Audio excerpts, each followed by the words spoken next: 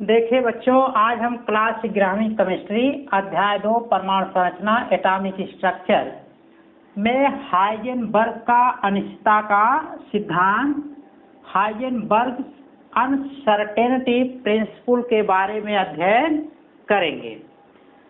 देखिए बच्चों, हाइजेनबर्ग के अनिश्चितता के सिद्धांत को समझने के पहले हम एक व्यवहारिक चीज़ की जानकारी प्राप्त कर ले, और जब व्यवहारिक जानकारी हमको प्राप्त हो जाएगी तो उसकी सहायता से हम हाइजेनबर्ग के अनिश्चितता के सिद्धांत को बहुत आसानी से समझ पाएंगे।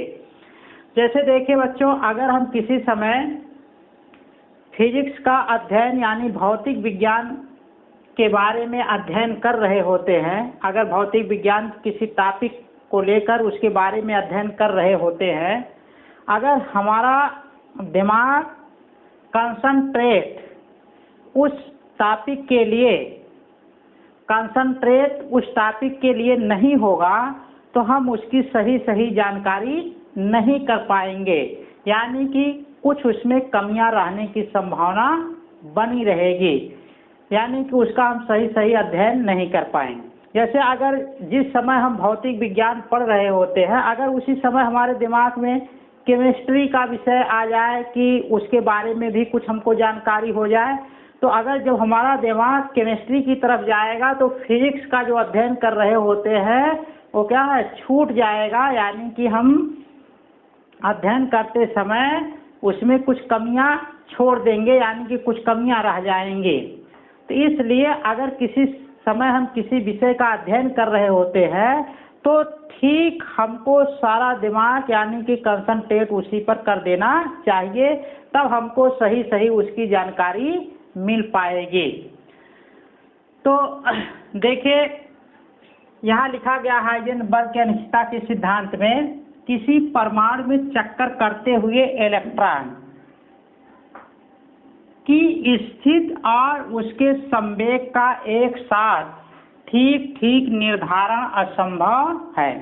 इनके कहने का मतलब कि अगर किसी परमाणु में कोई इलेक्ट्रॉन चक्कर कर रहा है तो एक ही समय में अगर हम जान लें कि परमाणु में ठीक उसकी स्थिति क्या है, और उसी समय जिस समय उसकी स्थिति का अध्ययन कर रहे होते हैं कि उसकी स्थिति क्या है, और उसी समय ये जानने की कोशिश करें कि उस इलेक्ट्रॉन का संवेग क्या है, तो दोनों का ठीक निर्धारण असंभव होगा, यानी कि दोनों में कुछ ना कुछ कमियां रह जाएंगी, यानी कि डिफरेंस आ जाएगा, दोनों में अंतर आ जाएगा, यानी कि हम सही दोनों का अध्ययन नहीं कर पाएंगे।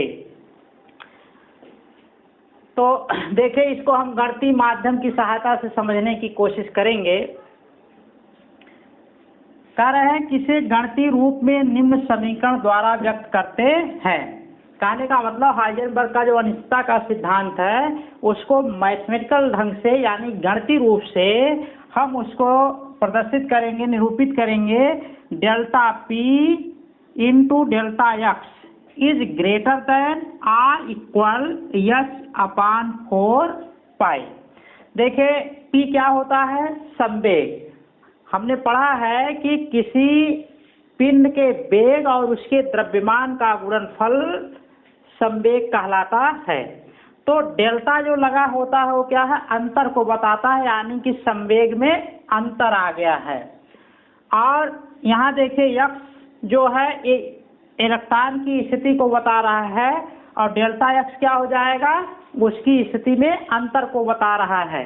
तो कहने का मतलब कि अगर दोनों का हम एक साथ अध्ययन करेंगे तो उसके संवेग में भी अंतर आएगा और उसके स्थिति में भी अंतर आएगा। मैथमेटिकल ढंग से कह रहे हैं दोनों का गुणनफल या तो एच अपान 4 पाई से बड़ा होगा या तो एच अपान 4 पाई के बराबर होगा।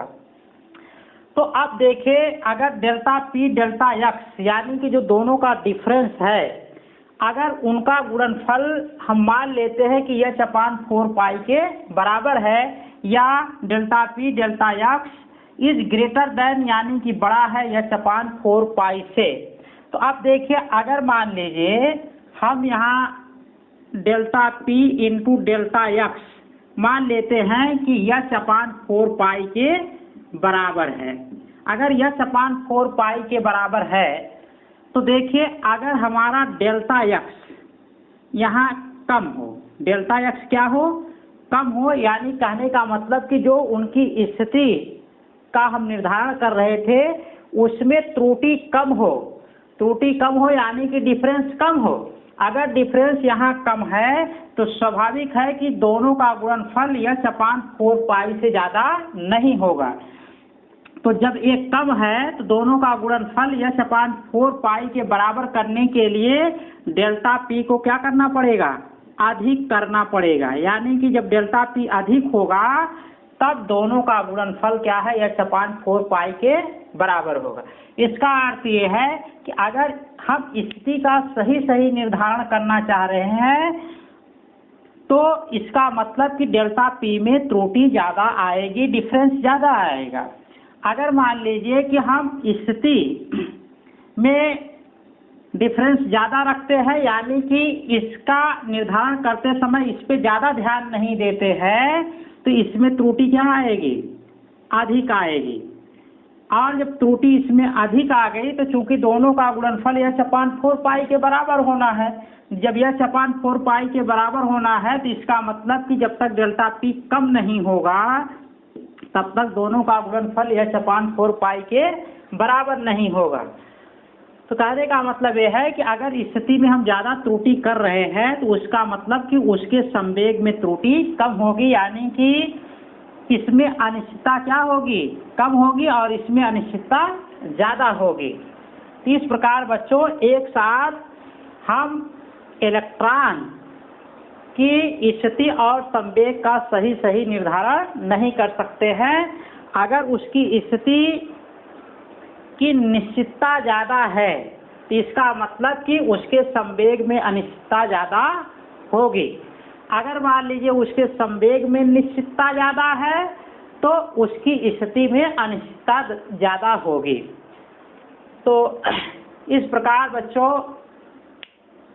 हम आज हाइजेनबर्ग के अनिश्चितता के सिद्धांत के बारे में जानकारी प्राप्त किए।